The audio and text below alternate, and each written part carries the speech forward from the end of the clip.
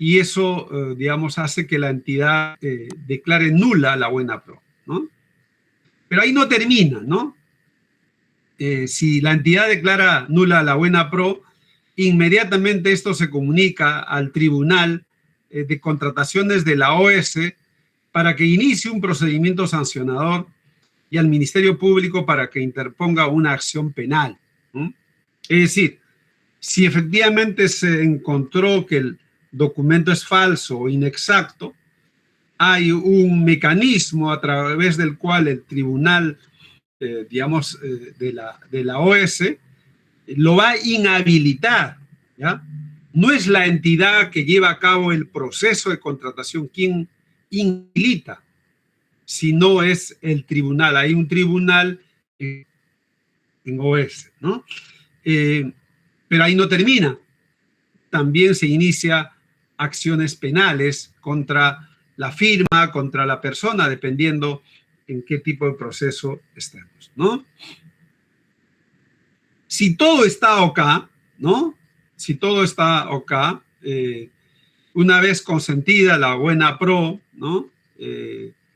Se remite el expediente de contratación al Departamento Especializado de Contrataciones para el perfeccionamiento del contrato. Todavía se perfecciona, hay algunos detallitos que puede hacerse, ¿no? Luego viene la siguiente etapa de terminado esto, la obligación que tiene la entidad de contratar. Siguiente, por favor, José. Entonces hay una obligación de contratar, ¿no? ¿Cuándo nace? Luego de consentida la buena pro, ¿no? Y que la buena pro haya quedado administrativamente firme. ¿Qué cosa quiere decir que administrativamente haya quedado firme?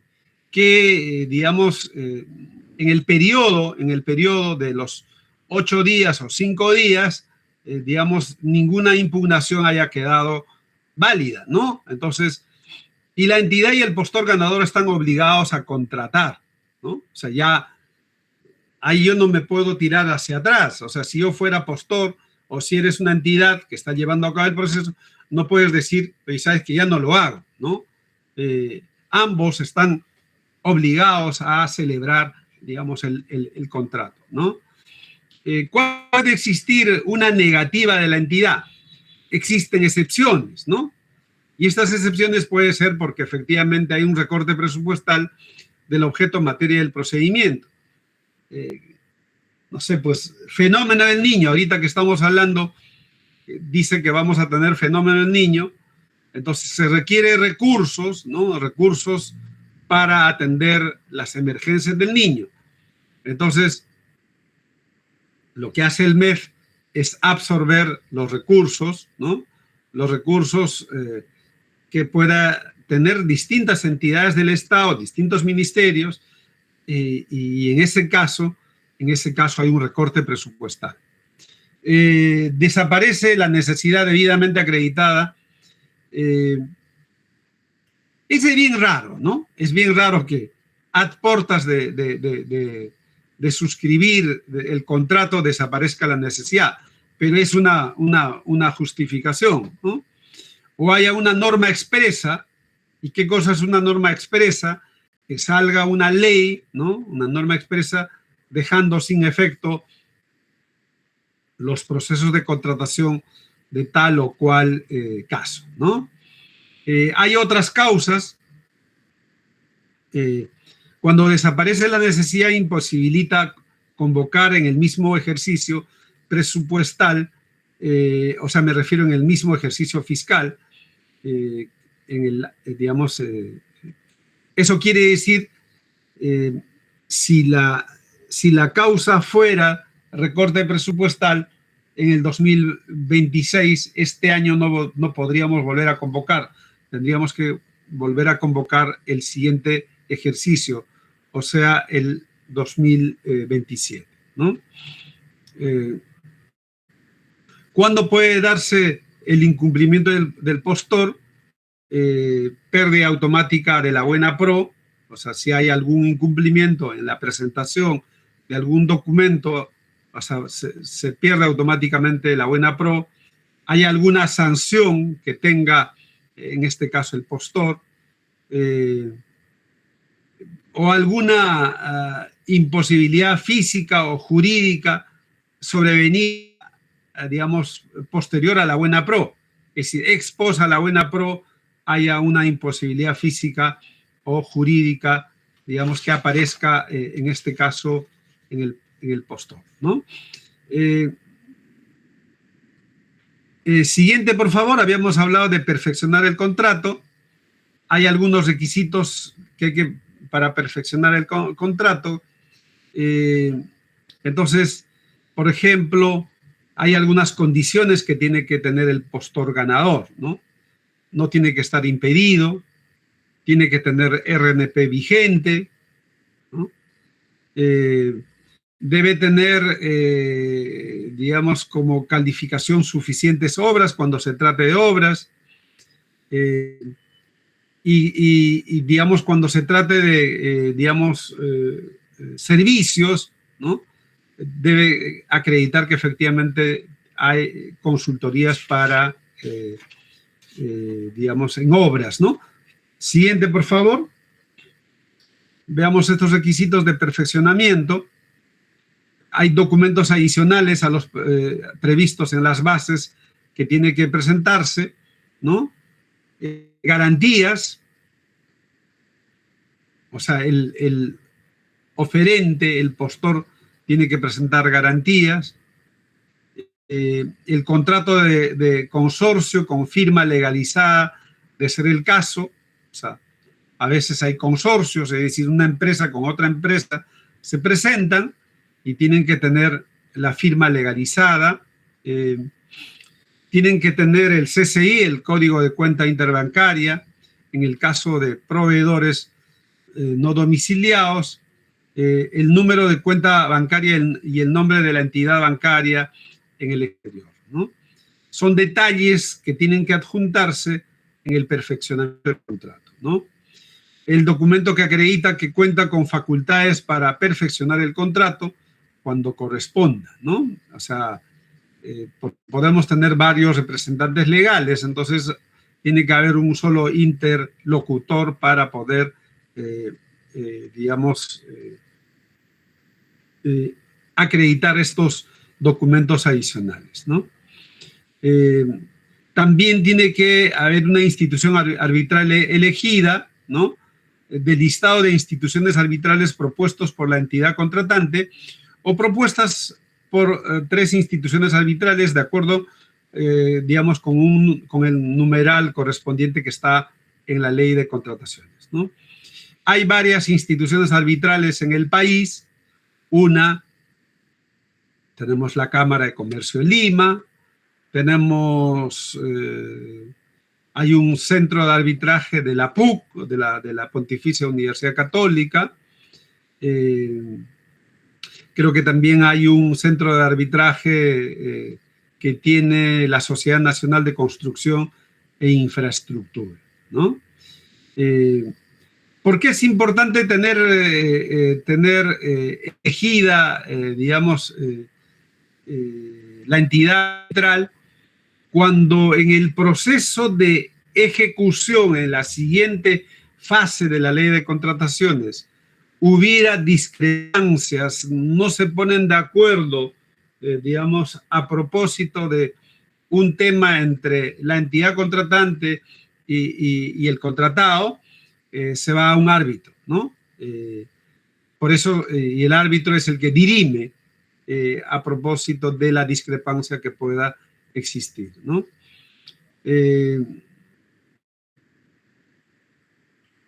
También tiene que estar el centro de administración encargado de, digamos, de los centros de administración propuestas por la entidad contratante, parecida, digamos, en este caso a la institución arbitral, ¿no? Siguiente, por favor. Hay un plazo y procedimiento para perfeccionar el contrato.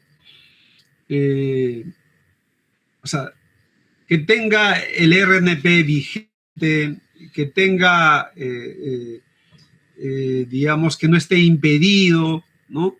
Que tengan los certificados suficientes de obras, que tenga, digamos, que acredite haber desarrollado varias consultorías cuando se trate de, digamos, de expedientes o perfiles. Hay 8 días hábiles para la entrega de documentos luego del registro en el SEACE, del consentimiento de la buena pro o de que éste haya quedado administrativamente firme. No se exige garantía, si no se exige garantía, el plazo es de 5 días. A veces en este plazo de los 8 días se exige que el postor presente carta fianza, ¿no? Y la carta fianza la tiene que obtener a partir de una entidad bancaria. Entonces uno tiene que, digamos, en este caso el postor tiene que ir al banco y tiene que sacar una carta fianza que le permita cubrir, ¿no? Frente a cualquier contingencia que existiera en el proceso de ejecución del servicio o de la obra, ¿no? Si no se exige, es lo que se señala, garantía, el plazo no es de 8 días, sino solamente de 5 días. Luego, 3 días hábiles siguientes para suscribir el contrato. 8 días para que entreguen documentos, luego 3 días hábiles siguientes para suscribir el contrato o entrega, digamos, de orden de compra cuando se trate de servicios o para otorgar plazo adicional para subsanar requisitos. Generalmente hay mucha rigidez en estos plazos, ¿no? Yo he visto casos en la que, digamos, hay entidades que no cumplen en este plazo, entonces lo que suele hacerse es llamar al siguiente postor, ¿no? El plazo de subsanación, si efectivamente se otorgara el plazo adicional de subsanación, no debe ser mayor a 4 días hábiles desde el día siguiente de notificado al postor. En caso de garantía se puede otorgar 4 días adicionales, cuando se exige garantías, ¿no? 3 días siguientes como máximo se perfecciona el contrato. Siguiente, por favor.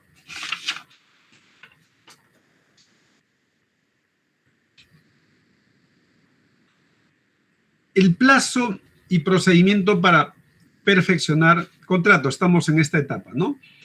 Si la entidad no cumple, el postor requiere dando un plazo de 5 días. Si sigue incumpliendo, postor deja de estar obligado, ¿no? Si no se perfecciona por causa del postor, pierde la buena pro, fíjense. Una vez consentida dentro del plazo de 2 días, requiere al que ocupó el segundo lugar la presentación de documentos. Llamamos al siguiente de la lista cuando, digamos, yo qué sé, el postor no presentó su registro nacional de proveedores vigente, no presentó su CCI, no presentó a su representante legal, yo qué sé, ¿no? Entonces, si no se diera eso, pierde la buena pro y se llama al siguiente, ¿no? Si el segundo no presenta los documentos dentro del plazo de 8 días de notificado, también pierde la buena pro y si sigue con los demás postores según orden de prelación, ¿no? Cuando se trata de una subasta inversa electrónica, se llama solo hasta el tercer lugar de prelación, pero en los otros procesos hasta que efectivamente, digamos, uno de los postores cumpla con presentar todo, ¿no? Siguiente, por favor. Verificación de multas impagas, ¿no? En esta etapa, la entidad contratante verifica en el SEACE, de la plataforma que se tiene en el SEACE, previamente a la suscripción del contrato, si el proveedor tiene multas impagas por comisión de infracciones establecidas, digamos, en la ley de contrataciones, ¿no? En caso se verifique que el proveedor tiene multas impagas que no se encuentran en procedimiento coactivo, coactivo quiere decir que no ha a la etapa judicial, se incorpora en el contrato una cláusula de compromiso de pago de la multa, estableciéndose que durante la ejecución del contrato la entidad contratante retiene de forma prorrateada hasta el 10% del monto del contrato para el pago o amortización de las multas, ¿no? Entonces, si tienes algunas multas impagas, ¿no?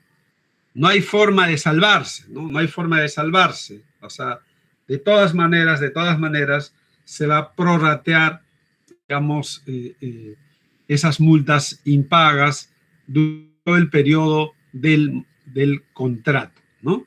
Siguiente, por favor.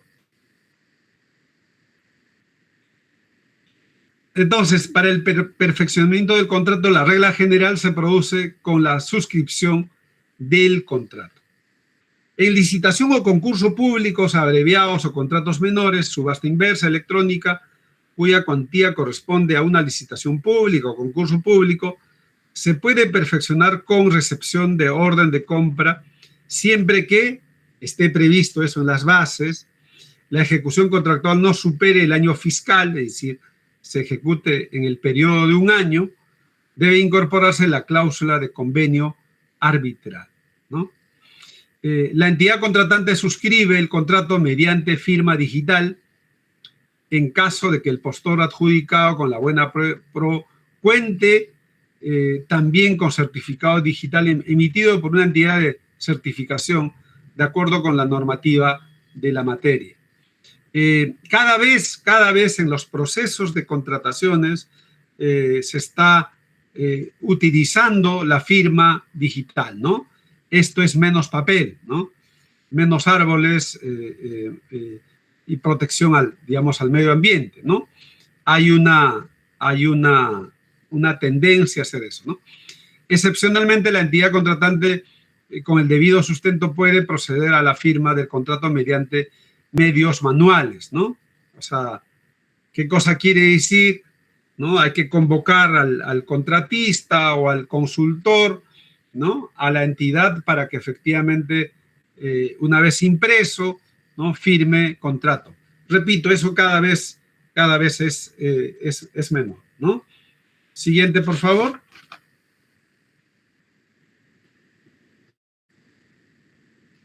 ¿Cuándo se culmina esta fase de elección? Se perfecciona el contrato, se cancela el procedimiento de selección, se deja sin efecto el otorgamiento de la buena pro por causa imputable, digamos, a la entidad, ¿no? Es decir, culmina esta fase perfeccionando el contrato, suscribiendo el contrato, y ahí termina el procedimiento de selección. Pero si hubiera situaciones dentro del proceso que hicieran que este primer lugar no presentaran, por ejemplo, los documentos exigidos, ¿no? Y que el segundo lugar no presentara igual los documentos exigidos, se deja sin efecto el otorgamiento de la buena pro por causa imputable, digamos, en general, en este caso, no a la entidad, sino al postor. Hemos señalado que en el caso de la entidad solo puede darse por situaciones vinculadas a recorte presupuestal con norma expresa, ¿no? Frente a una emergencia que pueda darse, ¿no? Siguiente, por favor.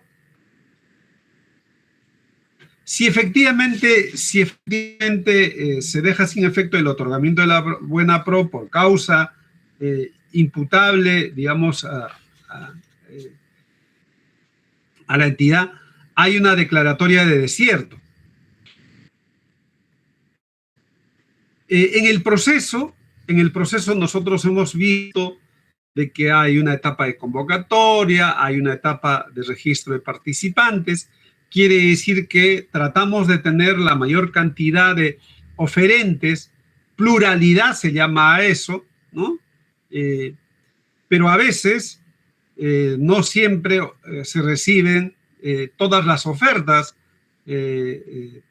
digamos, en el proceso. En este caso, el área especializada en contrataciones emite un informe.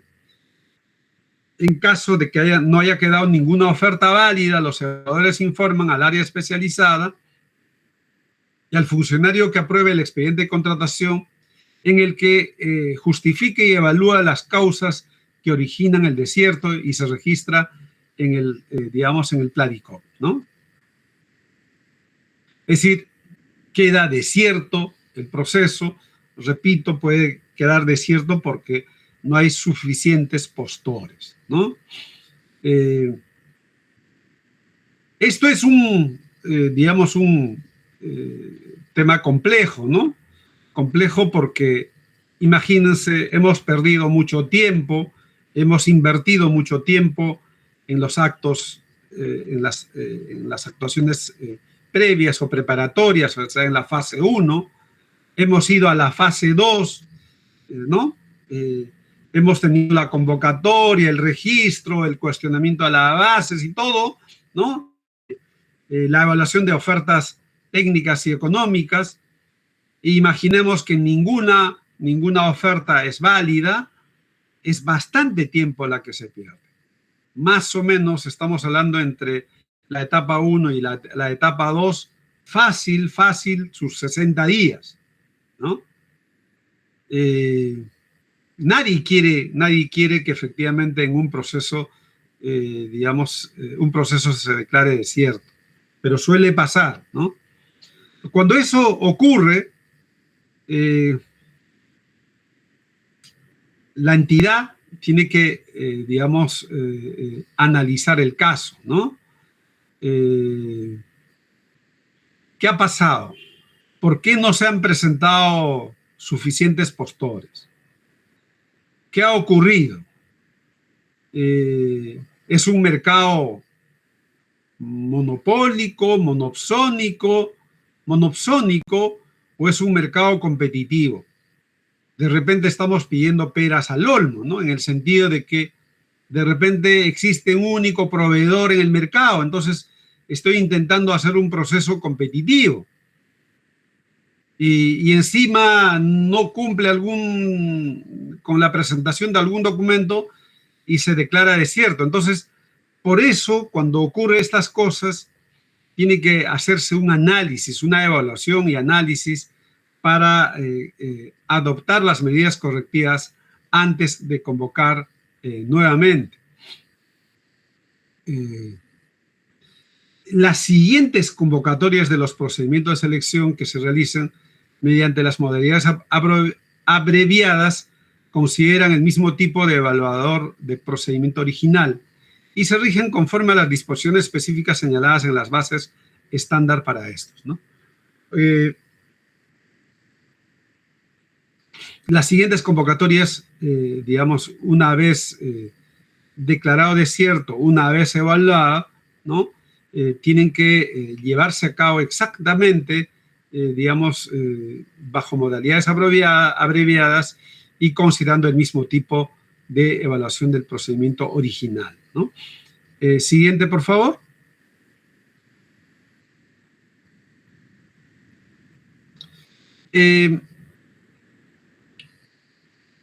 Cuando se declara desierto, el procedimiento de selección se declara desierto si solo un postor hubiera participado en la evaluación económica o si no se cuenta con al menos 2 ofertas que cumplan con los requisitos de calificación.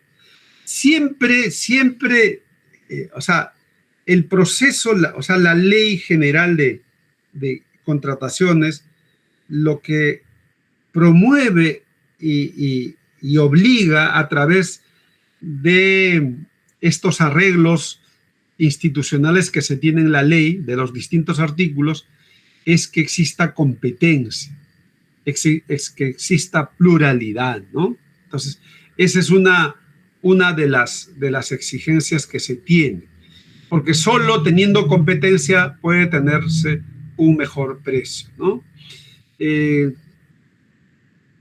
la evaluación de ofertas en comparación de precios, ¿no? Por ejemplo, el oficial para proceder a la evaluación de la oferta económica se debe contar con al menos 2 ofertas que cumplan los requisitos de calificación. De lo contrario, el procedimiento de selección también se declara desierto. Entonces, en todas las situaciones, lo que se busca es que efectivamente exista competencia y pluralidad de postores para poder obtener seguro no solamente el mejor precio, sino mejor calidad. Siguiente, por favor. ¿Cuándo se cancela, digamos, el proceso, ¿no? Alcance y oportunidad. Puede ser total o parcial antes de la adjudicación de la buena pro. La entidad no incurre en responsabilidad respecto de proveedores que hayan presentado ofertas por la cancelación. Repito, es antes de la buena pro. Algunos supuestos que tienen que estar presentes para que ocurra la cancelación es fuerza mayor o caso fortuito. Habíamos hablado que desaparece la necesidad, ¿no? El presupuesto inicial asignado se destina a emergencias declaradas. Mencioné fenómeno del Niño. ¿Qué formalidades tiene que tener para poder cancelar un procedimiento? Una resolución, un acuerdo debidamente motivado por la autoridad de gestión administrativa, la máxima autoridad de gestión administrativa. Se comunica a los postores por SEACE, por el Planicop.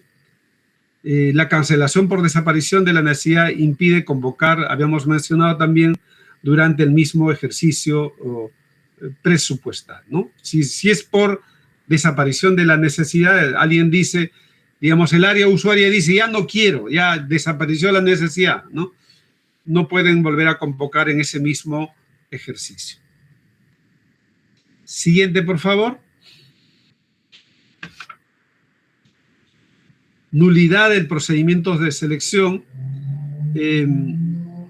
Hay algunas causales, hay autoridades competentes para declarar la nulidad, hay otros vicios de continuidad del procedimiento, hay una solicitud de nulidad y todo esto también se corre traslado, ¿no? ¿Cuáles son las causales de nulidad del procedimiento de selección? Esto tiene que ser dictado por el órgano, digamos, o sea, perdón, que haya sido declarado por un órgano incompetente. O sea, quiere decir que los que declaran la nulidad son órganos competentes. Cuando ocurre todo lo contrario, puede haber nulidad en el procedimiento de selección. Contenga un imposible jurídico, ¿no? Que se prescindan de normas esenciales de procedimiento. Se prescindan de forma prescrita solo cuando sea insubsanable, ¿no? ¿Quién es la autoridad competente para declarar la nulidad? Esta es declarada por el tribunal, ¿no? Por el tribunal de contrataciones que está en la OS, son los encargados de resolver una apelación, o por la máxima autoridad administrativa de una entidad que lo declara de oficio, solo hasta antes de la buena pro. Es decir, ese es un dato importante, ¿no? La máxima autoridad administrativa solo puede declarar la nulidad antes de la buena pro. Después de esta, solo si existe un vicio trascendente que afecte la finalidad del contrato o si el adjudicatario está impedido de contratar. Otros vicios y continuidad del procedimiento. Si se advierten otros vicios, la autoridad de gestión administrativa puede autorizar la suscripción del contrato, siempre que cuente con informes técnico-legal favorables basados en el análisis de costo-beneficio. Esta decisión debe respetar los principios de la ley y no exime de denunciar al proveedor ante el tribunal de contrataciones si corresponde. Esta facultad no es delegable. A veces, digamos, la máxima autoridad de gestión administrativa, en algunos casos, puede tomar la decisión de efectivamente suscribir el contrato con una entidad que pueda tener algún tipo de, digamos, de algún hecho que pueda subsanarse. Se toma ese riesgo siempre en cuando se haga un análisis de costo-beneficio, ¿no? La solicitud de nulidad, si un participante o postor solicita la nulidad por un medio distinto al recurso de apelación, el trámite se realiza conforme al artículo 73 de la Ley de Contrataciones, ¿no? La nulidad debe de ser declarada garantizando el derecho de defensa, por lo que se requiere traslado previo a los interesados. O sea, todos los postores tienen que conocer cuando efectivamente se está declarando la nulidad, ¿no? Siguiente, por favor.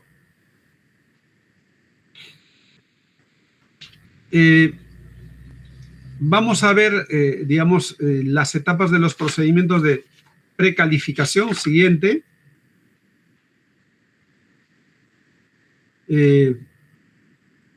Es importante diferenciar, ¿no? Lo que nosotros hasta ahora hemos visto son las etapas de procedimiento competitivo sin precalificación. O sea, todo lo que hemos terminado de ver hasta antes de esta diapositiva es eso. Ahora vamos a ver las etapas de procedimiento de selección competitivo, ¿no? Con precalificación. O sea, la variante es que la primera era sin precalificación y ahora es con precalificación. Es bastante parecido a la de sin precalificación. Hay convocatoria, igual que en la anterior, hay convocatoria. Hay registro de participantes, ¿no? Cuestionamiento a las bases, igualito, consultas y observaciones, absolución e integración, elevación e integración definitiva. Aquí aparece el valor agregado, si quieren poner, o el diferencial con el procedimiento competitivo sin precalificación. Es esta subetapa inicial de precalificación. Es decir, hay una subetapa en la que se admite y se califica, ¿ya? Luego hay una subetapa final de precalificación. Estos son los cambios que se añaden en este tipo de procedimiento, ¿no? Hay una subetapa inicial de precalificación, admisión y calificación, y hay otra subetapa final de precalificación con precalificación, diálogo competitivo y negociación. Ahí viene recién, acá nos emparejamos parecido al procedimiento sin precalificación, ¿no? Evaluación de ofertas técnicas y económicas, presentación de ofertas definitivas, evaluación técnica y económica. Adjudicación para la innovación, el otorgamiento de la buena pro. Entonces, la variante, el añadido aquí es esta que está marcado en rojo, ¿no? La subetapa inicial de precalificación y la subetapa final de precalificación. Son las dos cosas que se añaden en un procedimiento de selección competitivo con precalificación. Siguiente, por favor. ¿Cuál es el procedimiento que vamos a seguir? Tenemos, en el caso de licitación pública, para bienes especializados, la contratación de bienes bajo el sistema de entrega de llave en mano, esa es una posibilidad, llave en mano con mantenimiento, y la otra es una contratación por una cuantía mayor a los 2 millones de soles, ¿no? Entonces, este procedimiento de selección con precalificación para licitaciones públicas para bienes especializados tiene estas características. Siguiente, por favor. Licitación pública para obras con precalificación, obras bajo sistemas de entrega solo construcción, vamos a contratar solo para que se encargue de la construcción. También hay estos procesos que contemplan diseño y construcción.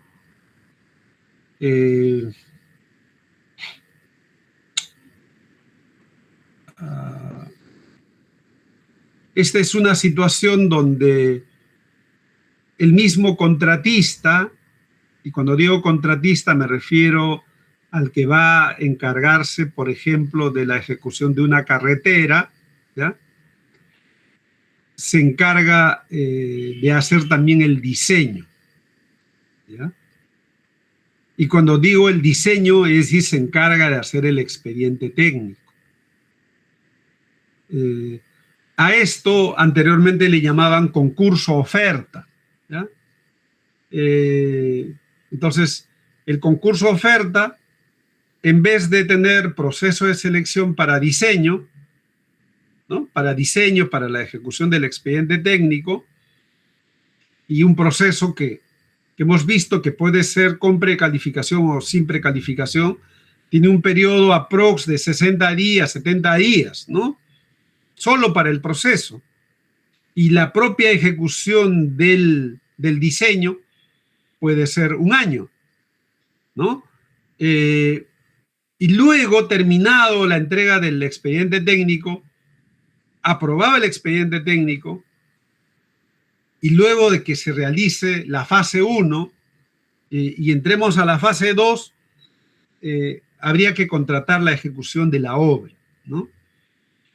Entonces, ustedes podrán ver de que hay tiempos muertos, algunos dicen tiempos muertos a esto, digamos, en los procesos de selección, ya sea del consultor o ya sea del contratista.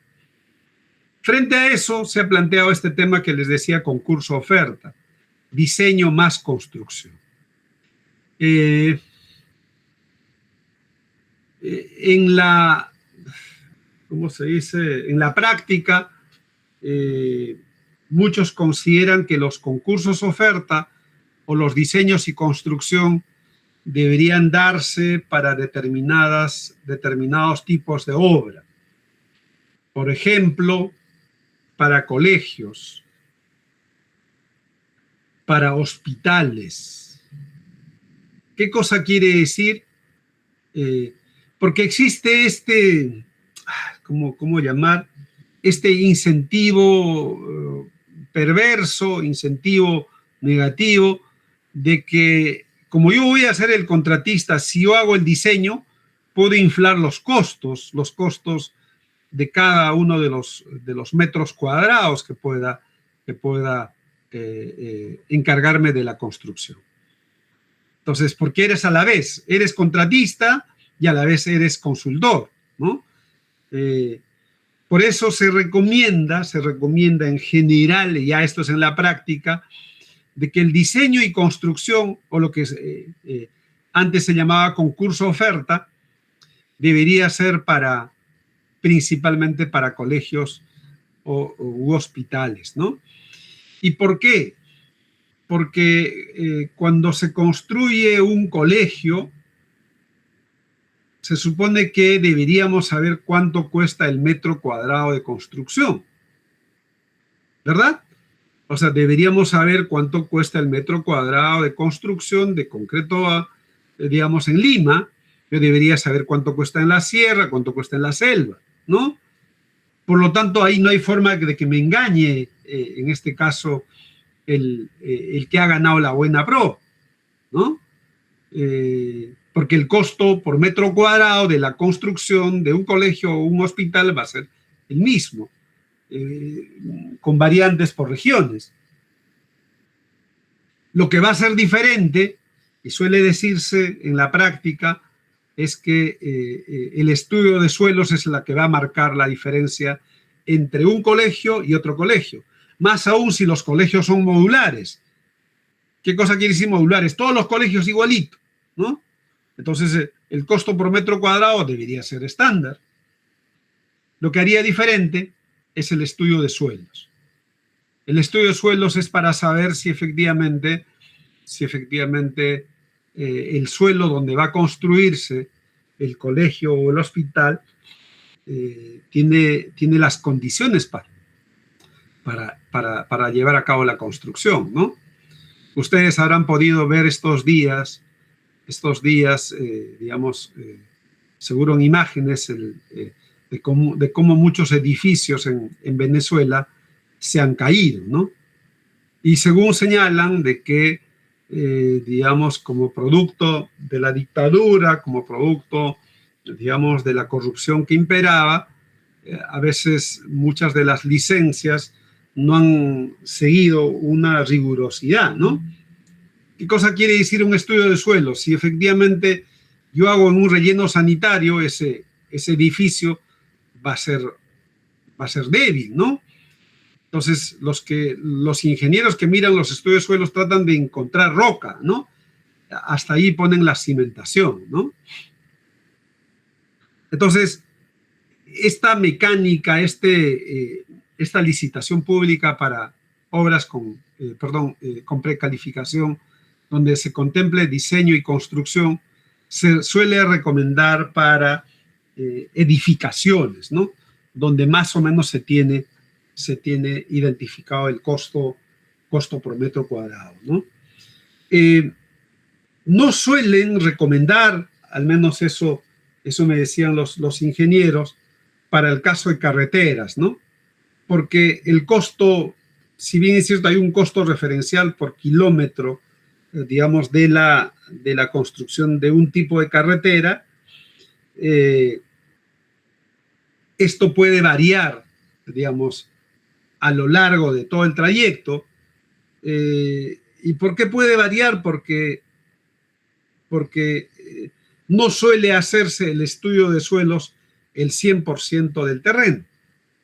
El estudio de suelos en las carreteras, les decías, se hacen cada determinado espacio, cada determinada distancia, y esto suele hacerse a través de calicatas, les decía. Calicatas son pruebas de suelo que se hace a lo largo de la carretera, ¿no? Entonces, puede variar el costo por kilómetro. Entonces, muchos ingenieros nos recomiendan hacer, digamos, este concurso oferta o este diseño y construcción, ¿no? Existe el otro mecanismo: diseño, construcción, operación y mantenimiento, ¿no? Esto parece ya una concesión, pero no es una concesión en sentido estricto, ¿no? O sea, porque cuando ya se contempla operación, estamos diciendo te vas a encargar de operar por un determinado periodo de tiempo. Además, te vas a encargar del mantenimiento. Hay unas obras particulares para las cuales se ha diseñado e incluso está contemplado en la ley, es para las carreteras, ¿no? Hay un proyecto, creo que se llama Proyecto Perú 2, que tiene esta característica, ¿no? Son una especie de mini concesiones por 4 o 5 años, ¿no? Digamos, cuando se otorga la buena pro, en este caso a un conservador, no se le llama contratista.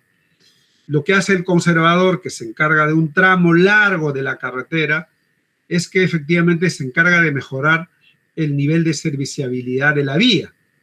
O sea, hace que esté totalmente serviciable. Y una vez que está en mejores condiciones, la idea es que eso explote la demanda.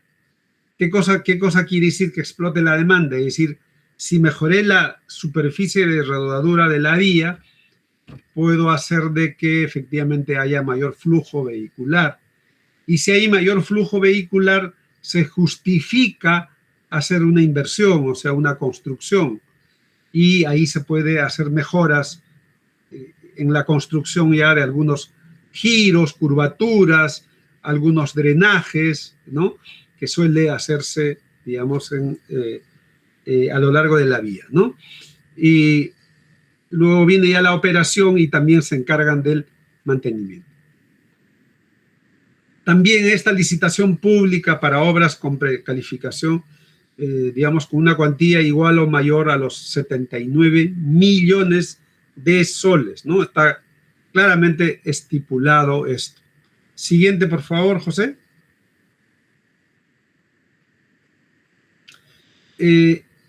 ¿Dónde también se utiliza este procedimiento? En concursos públicos.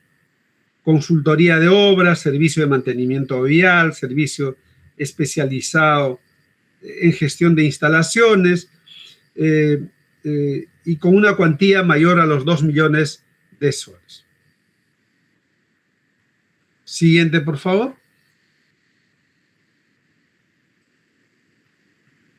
La evaluación de ofertas.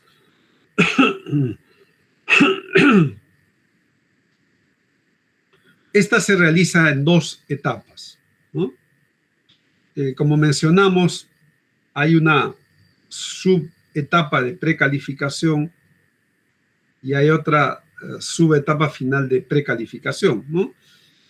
Recuerden eso que estaba marcado de las etapas, les decía eso que está en rojo, de eso estamos hablando, ¿no? Son 2 subetapas dentro de las etapas del procedimiento de selección competitivo con precalificación.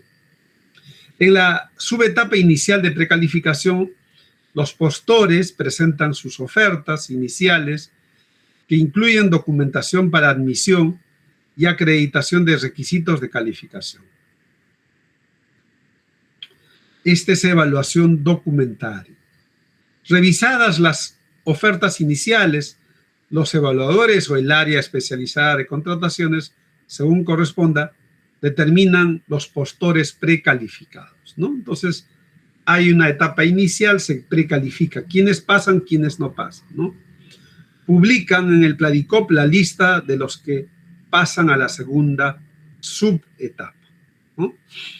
Y en esta segunda subetapa de precalificación, solo es una de las siguientes subetapas.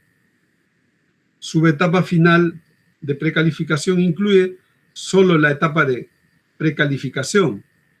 La subetapa de negociación incluye la subetapa de precalificación con negociación. Y la subetapa de diálogo competitivo incluye la subetapa de diálogo competitivo. Entonces, en esta subetapa final de precalificación suele hacerse solo una de estas siguientes subetapas. Una vez que hemos hecho la preselección, la precalificación de la subetapa inicial. Siguiente, por favor. Luego viene, ya ahí regresamos parecido a la etapa de procedimiento competitivo, digamos, sin precalificación. Pero en este caso estamos hablando, digamos, con precalificación, ¿no? La etapa inicial, admisión de ofertas, hay requisitos de calificación. En la fase de precalificación hay un diálogo competitivo. Solo las ofertas precalificadas participan en la subetapa de diálogo competitivo. Mínimo 2 postores, la propuesta de solución, se debaten aspectos de requerimiento preliminar, se persigue obtener un requerimiento definitivo que tiene que ser presentado por el postor. Producto del diálogo, estamos hablando de diálogo competitivo, ¿no?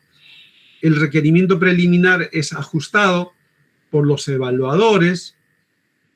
El voto del integrante del jurado del área usuaria constituye la no objeción. O sea, finalmente, el área usuaria es el que da la no objeción.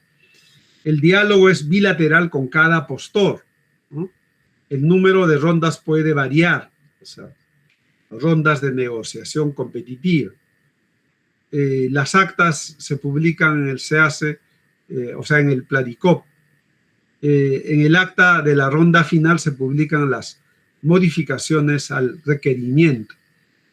Se da a conocer a los postores aptos para que presenten sus ofertas definitivas. Son todas estas acciones que se llevan a cabo en esta fase de precalificación de diálogo competitivo. Luego viene la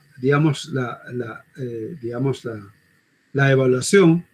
Presentan ofertas definitivas, se evalúa conforme y los factores y puntajes previstos en las bases, ¿no? Las evaluaciones técnicas y la evaluación económica es siempre posterior, ¿no?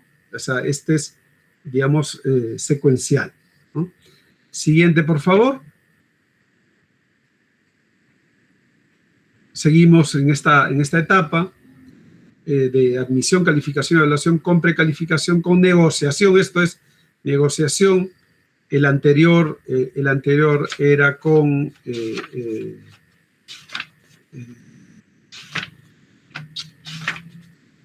diálogo competitivo, ¿no? Admisión de ofertas, requisitos de calificación, y en esta fase de negociación solo las ofertas precalificadas deben presentar lo siguiente: presentan y sustentan sus ofertas preliminares, ¿no? Se realizan rondas de negociación para mejorar su contenido. Los postores pueden consultar y proponer modificaciones al contrato, modalidad de pago y otras condiciones. No son negociables factores ni condiciones mínimas. Si se modifica el requerimiento, el miembro del jurado del área usuaria, igual que en el caso de diálogo competitivo, es el que da la no objeción. Pueden haber rondas sucesivas y eliminatorias. La modificación al requerimiento se informa a los postores para que puedan modificar sus ofertas. Cada ronda se plasma en un acta y se publica en el Planicop. En el acta final se da a conocer los postores aptos para presentar sus ofertas finales para su evaluación técnica y económica. Se publican las bases integradas definitivas que incluyen las modificaciones como producto de las negociaciones, ¿no? Luego es la etapa final de evaluación. Presentan las ofertas definitivas, evalúan conforme a factores y puntajes previstos en las bases. Hay una evaluación técnica y evaluación económica es siempre posterior. Siguiente, por favor. La implementación de los procedimientos de selección con precalificación, como dice la 13ª, la implementación es progresiva de la Planicop. La implementación de los siguientes procedimientos de selección: licitación pública de bienes especializados, licitación pública de obras con precalificación, licitación pública con diálogo competitivo, licitación pública de obras con negociación, licitación pública para mecanismos diferenciados de adquisición, concurso público con precalificación, concurso público con diálogo competitivo, compra pública precomercial, asociación para la innovación.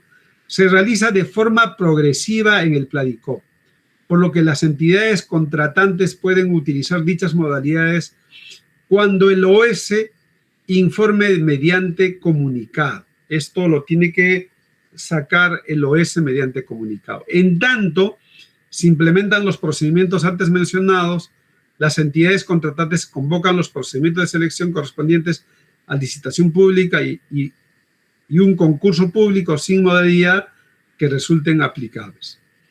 Los procedimientos que incluyen etapas de diálogo competitivo o negociación, así como los procedimientos de selección de los concursos públicos de innovación, pueden ser utilizados desde que el OS comunique su disponibilidad en el Planicop.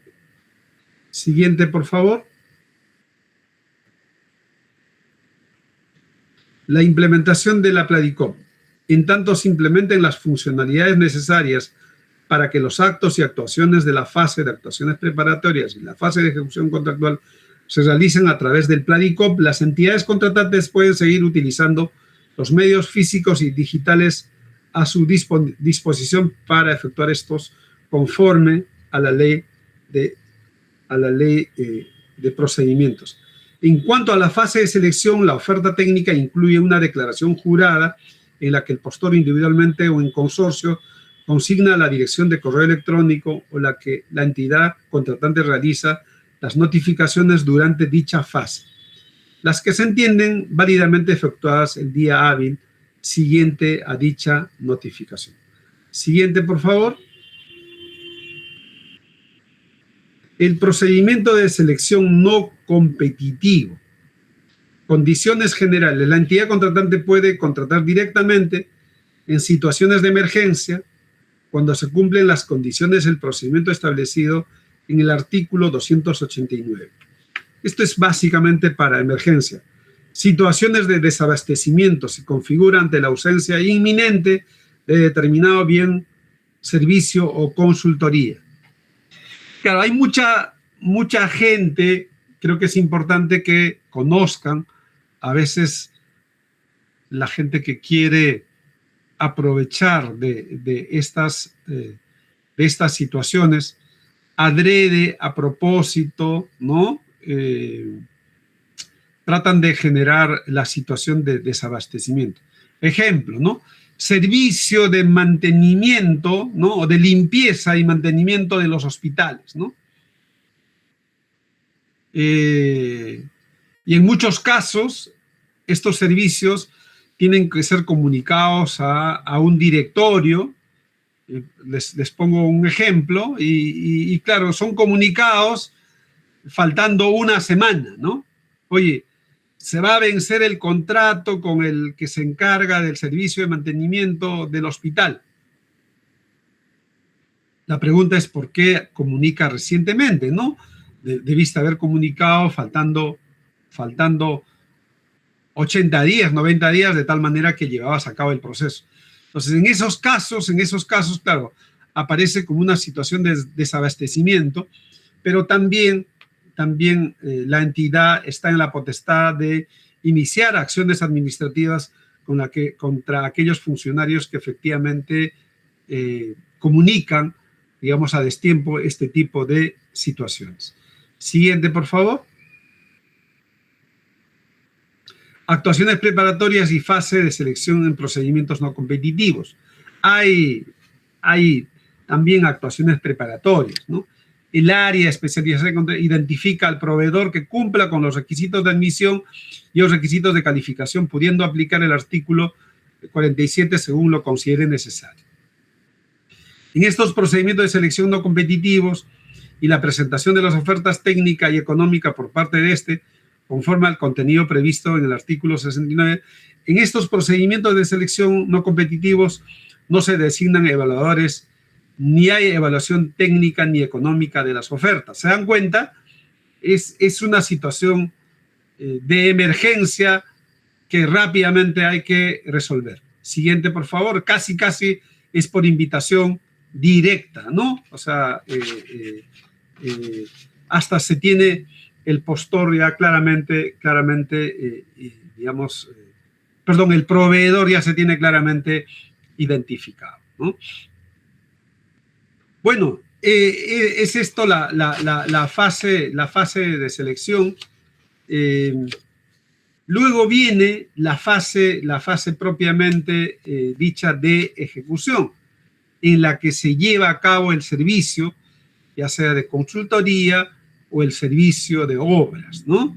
Y de cómo efectivamente esto tiene que llevarse a cabo. En la siguiente sesión vamos a ver esta fase de ejecución, ¿no? Para recapitular, para los que recién se han sumado, es importante decir que hay 3 fases de, que hay que seguir en la ley de contrataciones. Es la fase de actos preparatorios, que es la primera fase, ¿no? Esta primera fase inicia desde que tiene que estar incorporado en el PAC, en el Plan Anual de Contrataciones, tiene que haber una segmentación de mercado, requerimientos, tiene que haber una estrategia de contratación, tiene que haber una interacción con el mercado, hay una aprobación del expediente de contratación y termina todo eso con la aprobación de las bases, ¿no? Con la elaboración, perdón, de las bases. Todo eso constituye esta fase de actos preparatorios, ¿no? Y la siguiente fase es la fase de selección, ¿no?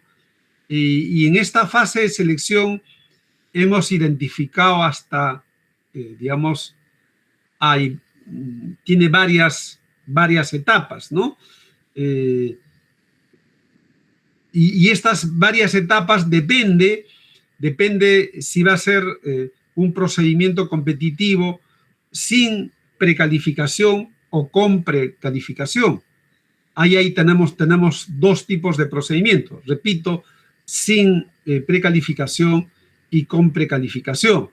Y hemos dicho que en la sin precalificación, ¿no? Tenemos desde convocatoria, registro de participantes, luego tenemos el cuestionamiento a las bases, donde a su vez hay consultas y observaciones, hay absolución y negociación, y hay una integración de bases o también elevación e integración de bases, ¿no? Luego viene la parte de la evaluación de las ofertas técnicas y económicas, ¿no? Y a su vez hemos dicho que en este caso hay admisión de ofertas, hay calificación, hay evaluación técnica, evaluación económica, y luego viene el consentimiento de la buena pro. Eso hemos dicho en el procedimiento competitivo sin precalificación. Y en el procedimiento competitivo con precalificación, a todo esto que acabo de describirles hemos añadido dos subetapas, ¿no? Una de precalificación inicial y una de precalificación final, y todo el resto sigue exactamente lo mismo. Y finalmente, en esta etapa de selección, hemos visto en la parte final los procedimientos no competitivos, ¿no? Que generalmente suelen usarse en situaciones de emergencia o por desabastecimiento inminente.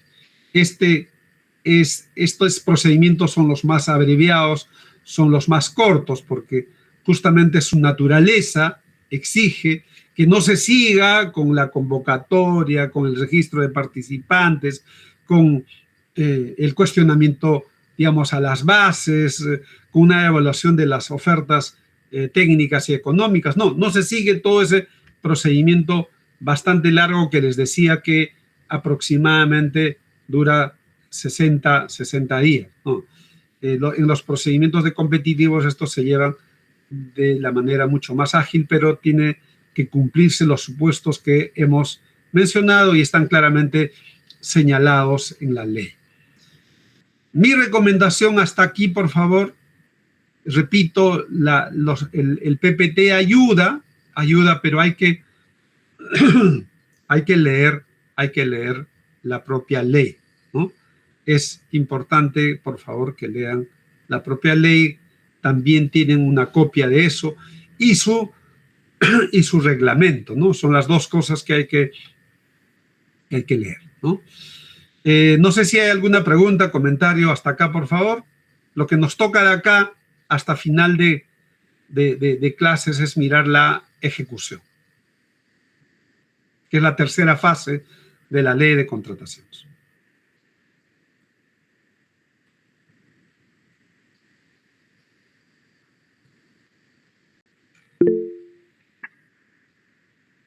José. Sí, dale. Profesor, una consulta, ya que estamos acá, mañana va a haber clases de completaciones.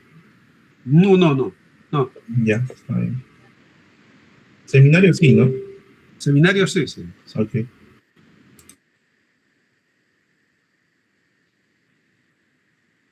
Bueno, chicos, si no hubiera preguntas, nos quedamos acá y nos vemos el próximo sábado, ¿no? Repito, por favor, para los que se están sumando, es importante que lean la ley y su reglamento y puedan claramente diferenciar estas etapas, estos actos preparatorios, la fase de selección, y vamos a pasar a mirar la fase de ejecución. Les he mencionado en el desarrollo de la clase el examen va a estar vinculado a las 2 últimas fases de la ley de contrataciones, más, digamos, preguntas sobre sus trabajos que van a desarrollar y el trabajo previo que hicieron, ¿no? Bueno, nos quedamos acá. Muchas gracias, profesor. Que tenga una buena noche. Buenas noches con todos. Chao, chao. Buenas noches, profe. Gracias. Chao, gracias, gracias. Gracias a todos.